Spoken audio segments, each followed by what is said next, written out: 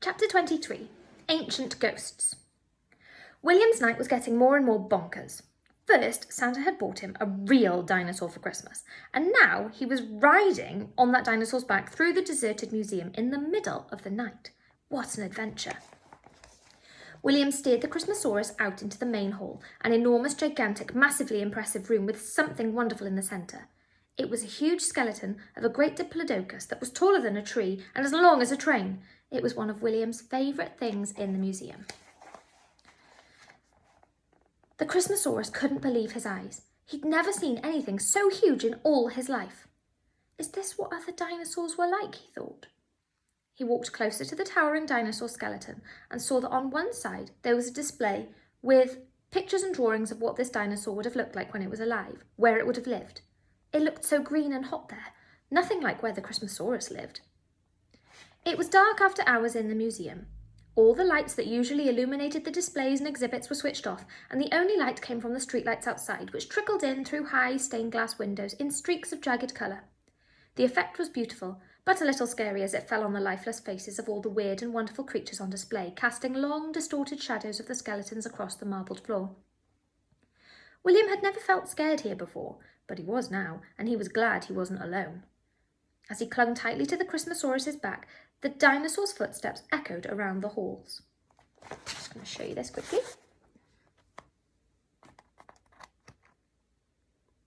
That's William riding the Christmasaurus, looking up at the diplodocus skeleton. The echoes seemed to travel for miles through every hallway, every stairwell, bouncing off the ceiling and back to their ears, so that even when they stopped moving, it sounded as if someone was still walking behind them. William kept checking over his shoulder nervously. Surely there was some sort of security guard at the museum somewhere, walking around checking on the place. Were the footsteps he could hear the echoed ghost footsteps of the Christmasaurus, or was someone else in the museum? And now William had the word ghost in his head. If there was one place he'd always thought must be haunted, it was the museum. It was full of ancient artefacts from around the world. Caskets of dead, mummified Egyptian pharaohs that had been dug up from their tombs, hundreds of real dead animals on display, from birds and fish to giant ship-sinking squid from the deep, dark oceans, and jars full of real animal eyeballs and millions of insects in glass display cases. They were all deader than dead, but their ancient ghosts had to hang around somewhere, right?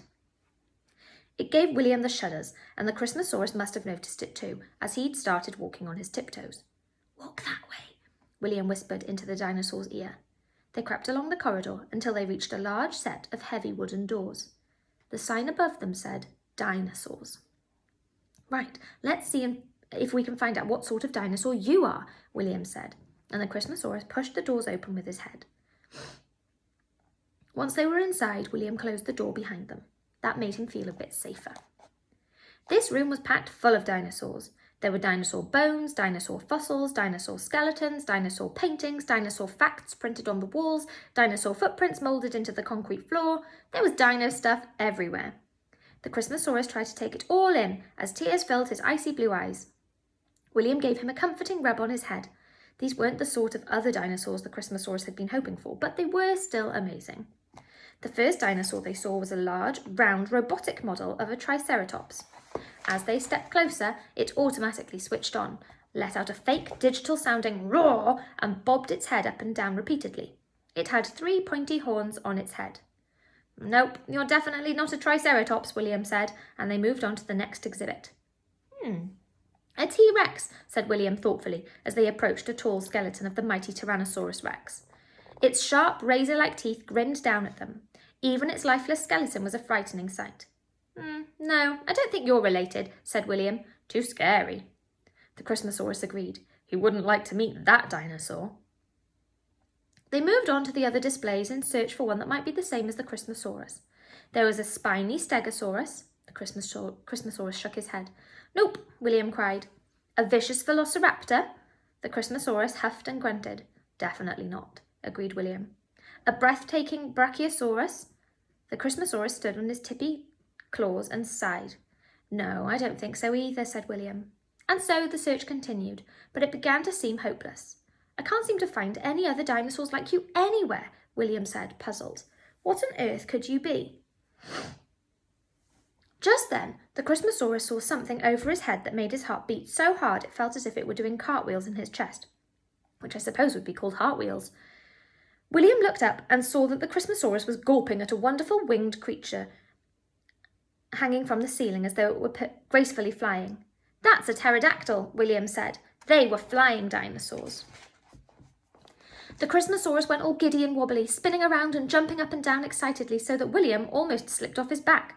There, hanging over the Christmasaurus's head, was proof that a dinosaur could fly. "Whoa, calm down," William cried. They could fly because they had wings. The Christmasaurus looked up and saw the pterodactyl's large wings stretching out on either side of its body. "If only animals with wings can fly," explained William.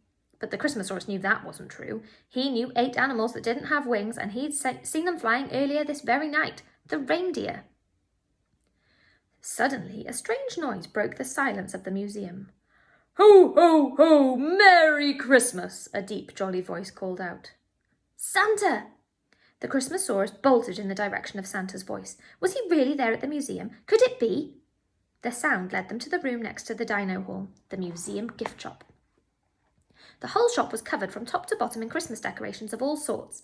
Tinsel, bells, icicles, baubles, you name it, they had it. But what do you expect? This was where Mr. Trundle worked, after all. As they stepped inside, they saw a small plastic Santa, littler than an elf, positioned on the gemstone and fossil counter. Every few minutes, the tiny fake Santa would robotically wave his hand and chime one of a selection of recorded Christmas messages. The Christmasaurus dropped his head in disappointment. First it was fake dinosaurs, and now fake Santas. But then he saw something that gave him an idea. Right in the centre of the shop was a large display of Christmas cards for sale. He quickly trotted over and searched the rows of festive cards. "What are you looking for?" asked William, completely befuddled by what the dinosaur was doing. The Christmasaurus suddenly wagged his tail. He'd found what he was after. He gently slipped up a Christmas card using his slobbery tongue, and the card stuck to it like a postage stamp. He hurried back into the room full of dinosaurs and waddled around to the sign that said Stegosaurus. He started chewing and nibbling on the Christmas card in his mouth, dropping bits of cardboard on the floor. Then, when he was done, the dinosaur carefully used his tongue to stick the remaining bit of card over the sign. He stepped back so that William could see that it now said Christmasaurus. "Christmasaurus," William read. "You're a Christmasaurus." The dinosaur wriggled excitedly beneath him and did a little jog on the spot. "Wow, I've never even heard of a Christmasaurus before. Are there more of you?" William asked. The Christmasaurus stopped his happy jog instantly and shook his head sadly. "You're the only one." The Christmasaurus nodded. "The one and only Christmasaurus," William exclaimed, stretching his arms triumphantly as his voice echoed around the hall, sounding far more epic than sad. The Christmasaurus suddenly felt happier. Maybe being one of a kind wasn't a bad thing after all. He looked around him at all the bones and skeletons, then noticed something on the wall behind them. It was a huge mural of a vast jungle landscape. The painted sky was ferocious, with flaming rocks streaking across it. Didn't look like a nice place to live. "That's where you're from," explained William, but the Christmasaurus shook his head immediately. This wasn't where he was from at all. This dry-looking, fiery place was not his home. He quickly carried William back out of the dinosaur hall into the Christmassy gift shop again, where there were dozens of Christmas cards and Christmas gifts with pictures and drawings depicting the North Pole. Although none of them were exactly right, they were closer to the Christmasaurus's home than the terrifying mural in the other room. The Christmasaurus picked up a mouthful of cards with images of the North Pole, the Northern Lights, Santa and some flying reindeer, and he dropped them all on the floor in front of him so that William could see the selection. William looked over the Christmasaurus's shoulder at the images, and he could see from the glimmer of love in the Christmasaurus's eyes that he was looking at his home. "That's where you're from? The North Pole?" the Christmasaurus asked. The Christmasaurus nodded with a deflated sigh. William was starting to think that perhaps this dinosaur wasn't meant for him after all. Perhaps there had been some mistake. He started to wonder if maybe the Christmasaurus was lost. "I think we'd better get back home," said William, as clong, clong rang out from the clock tower outside. They had been in the museum for an hour. The Christmasaurus headed through the giant entrance hall, past the colossal Diplodocus, and out of the door through which they had entered. He carefully walked William down the steps towards his waiting wheelchair, which now had a light dusting of snow on the seat. As they got closer, William noticed something. There was something rather large sticking out from underneath his wheelchair. Something big and spotty was caught in the under-seat basket in which William usually carried his schoolbooks. "What on earth is this?" he asked as he lowered himself slowly from the dinosaur's shoulders back into his chair. He reached round and gave a pull on whatever it was that was stuck. It took a few hard tugs before it came free, but eventually he found himself sitting with a large crumpled present on his lap. "Ah, my Christmas present. I saw this sitting on my bed just before—" He stopped. Just for a second.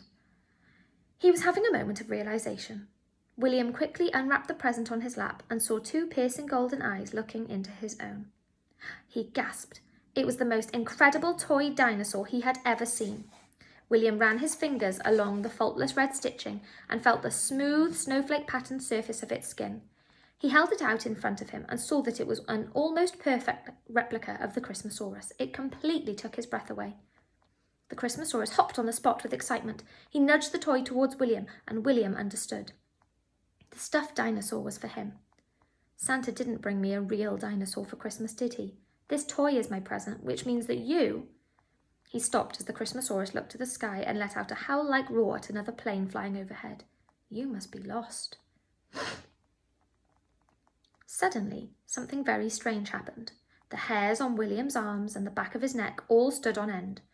It was very cold, but it wasn't the temperature that had caused them to stand on end. It was because he felt as if he were being watched. Then out of nowhere, a waft of something sickly and bitter drifted through the air and found its way to William's nose. It was a horrid smell. It smelled like smoke. Pipe smoke. The hunter was close.